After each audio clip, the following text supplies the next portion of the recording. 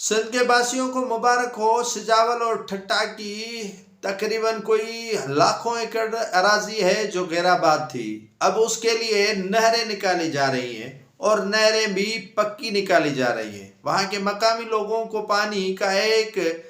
قطرہ، ایک بوند بھی نہیں دی جائے گی، لیکن یہ بڑے صاحب کے لیے زمین ہے اور بڑے صاحب کی زمین کو سیراب کرنے کے لیے، اس کو پانی پہنچانے کے لیے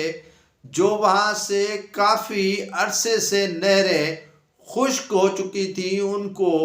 آباد کیا جا رہا ہے۔ یہ بڑی جو ہے وہ مزے کا بات ہے،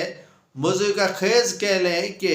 وہاں کے مکین، وہاں کے ایم پی، وہاں کے ایم این اے، وہاں کے جو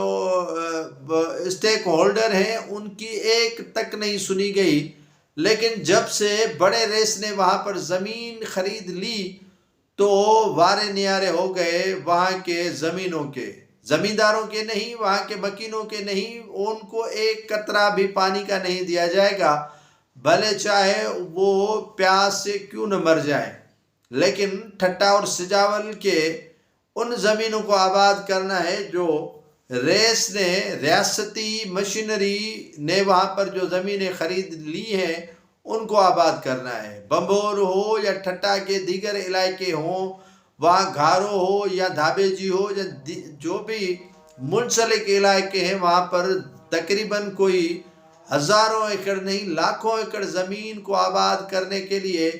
نہروں کی پشتیں مضبوط کی جا رہی ہیں تاکہ وہاں کوئی پانی چوری نہ کر سکے۔ جو زمینیں آباد کرنی ہے ریسوں کی، یعنی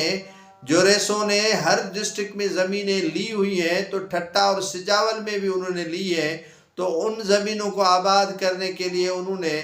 بڑے ہی اقدامات کیے ہیں اور نہروں کی پشتیں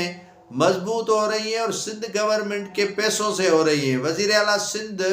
آبپاشی کے وزیر جام خان شورو، مراد علی شاہ، مرتضی وہاب، دیگر جو اشخاص تھے وہ وہاں پہنچے اور انہوں نے ان نہروں کا معائنہ کیا جہاں پر ریسوں کی زمین کو پانی جائے گا اور انہیں جو ہے وہ آباد کیا جائے گا۔ جو خشک بن چکی تھی اب وہ خشک سالی سے نکل کر آباد ہونے والی ہیں۔